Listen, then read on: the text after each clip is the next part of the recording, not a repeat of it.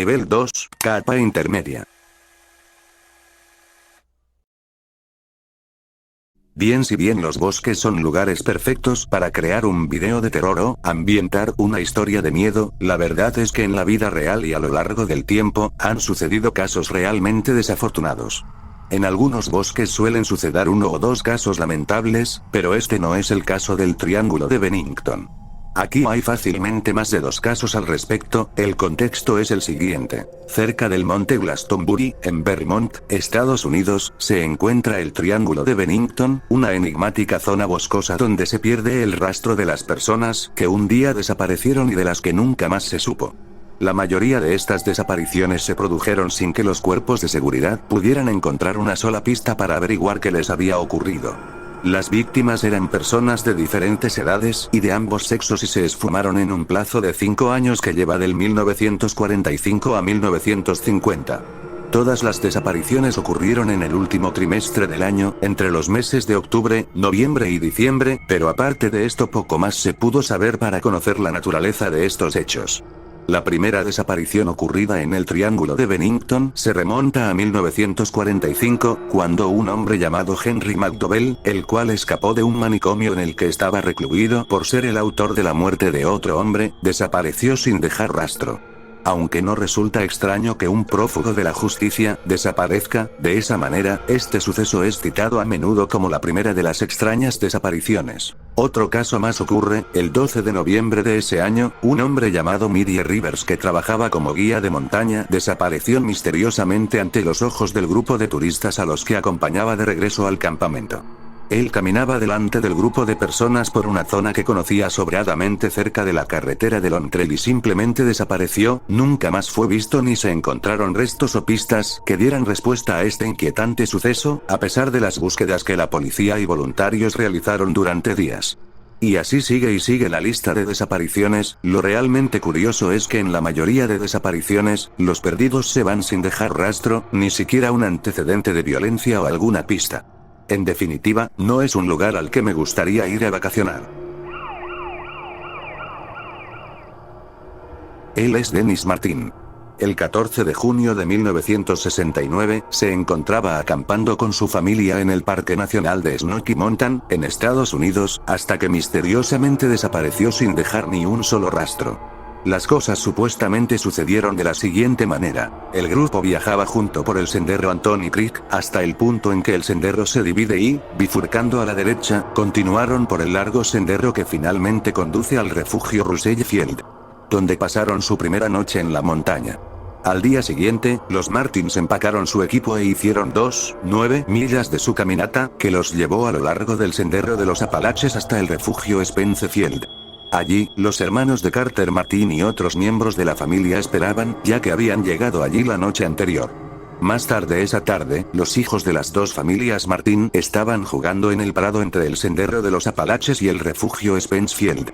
En ese rato, mientras Dennis jugaba a las escondidas con su hermano y otros niños de una familia separada que encontraron, fue visto por última vez por su padre yendo detrás de un arbusto para esconderse, con la intención de sorprender a los otros niños cuando pasaban.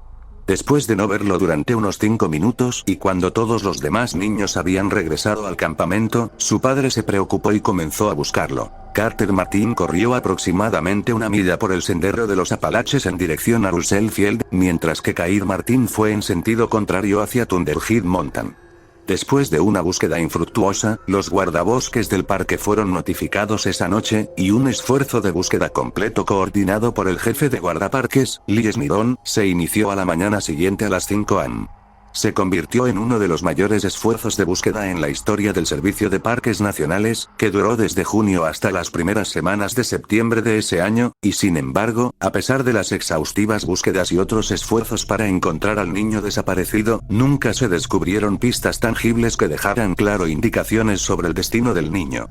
Era como si se hubiese desvanecido por completo, ya que no estaba ni siquiera tan lejos de sus padres cuando desapareció.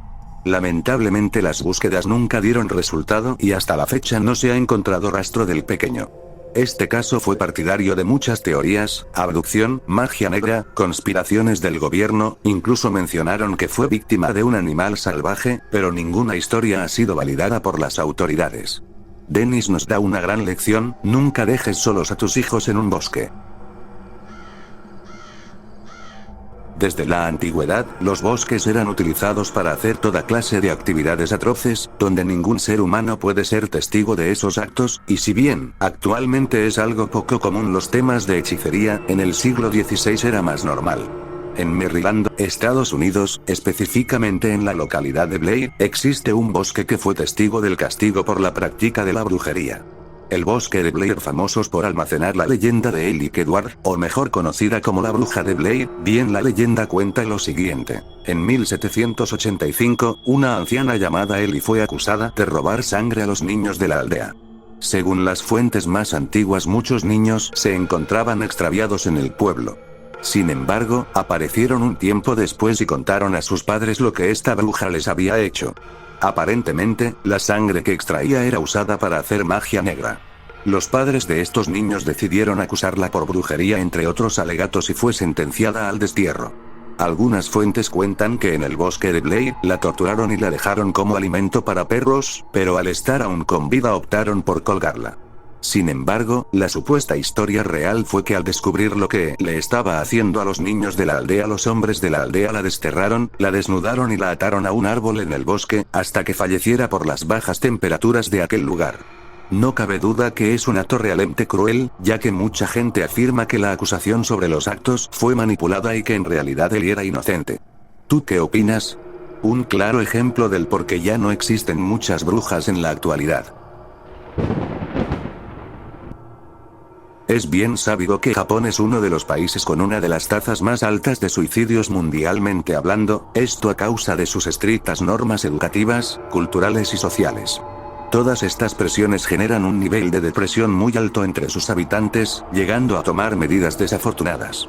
Bien, en el monte Fuji, en Aokigahara, en Japón, existe un peculiar bosque con una historia aterradora de fondo.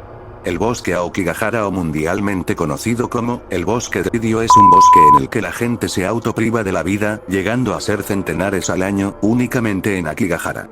Todo comienza en el siglo XIX, cuando por el aumento de costos en Japón, las familias de Akigahara ya no podían seguir manteniendo a sus familiares más ancianos o enfermos, y recurrían a abandonarlos en ese bosque. Así fue ganando esa melancolía con la que los habitantes de allí describen al bosque, y la que, para algunos, es la causa de que las personas reafirmen la desafortunada decisión de quitarse la vida en ese lugar.